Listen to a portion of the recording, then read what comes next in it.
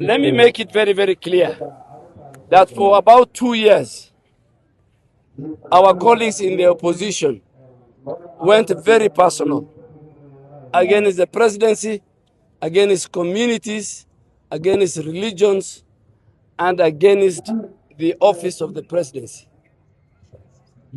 And I really want to ask them to go back to the memory. Also, my good friend Rigathi Gachagua, he called communities like the Somali community Al-Shabaab. He disparaged the Muslim community. He disparaged the president individually, character-wise. So he cannot have his cake and eat it. The president for a number of times told them, let us have a discussion, an agenda, critique my manifesto, critique the housing, critique the universal health coverage, critique what we are doing in agriculture, critique what we are doing in education, critique how we brought back the economy back to its feet. But they went for name calling of the president. They have given the president so many names. I mean, it was so vulgar, it was so nauseating for some of the things that the opposition, and also Rigathi Gachagua, has been saying. Now that the president has allowed them, that now you have gone to personality. Let me also go to personality. I think Mheshimiwa Rigathi Gachagua has been challenged on two fundamental issues. One, on how he altered the will of his brother at his deathbed in London, the former governor of Nyeri. We want Rigathi Gachagua not to go around. We want him to address that. Did he or did he not alter the will of the former governor of Nyeri, Nderitu Gachagua, who was his brother? That is what the president has challenged him. That he altered the will, he took the assets of the orphans of his brother, the wealth of the widowers. That is what he should answer. Number two, he was challenged on how he did something to a young girl and ultimately killed her. That is another criminal offense. So Rigathi Gachagua must address to us, is that true? Is Maureen existing? And it is very, very sad that for 1.5 years, the opposition used all manner of language and vulgar and personality on the president. The church did not speak. The civil society did not speak. They came out last night again blazing. They can't have their cake and eat it.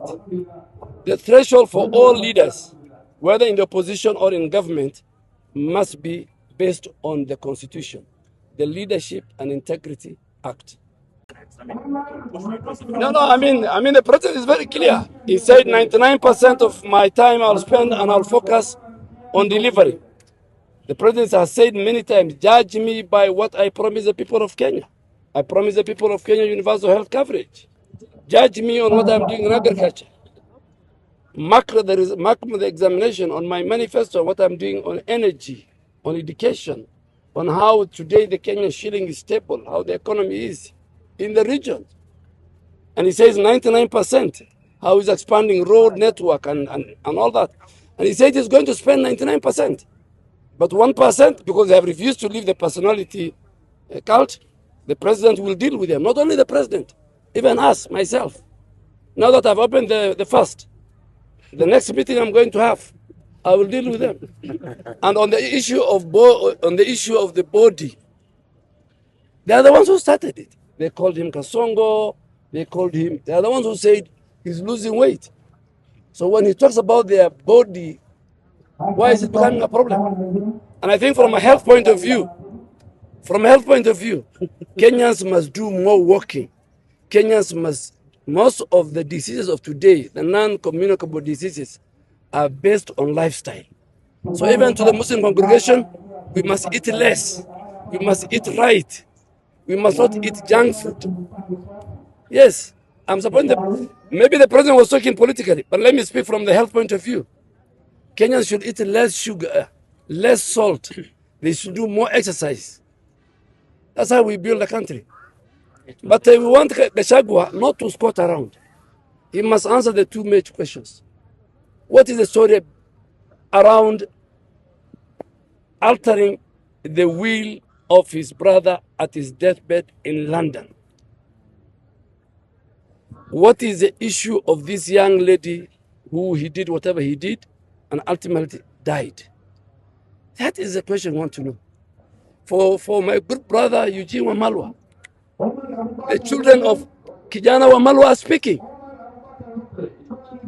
You have their videos. They're saying we have dropped out of school. Our houses have been sold.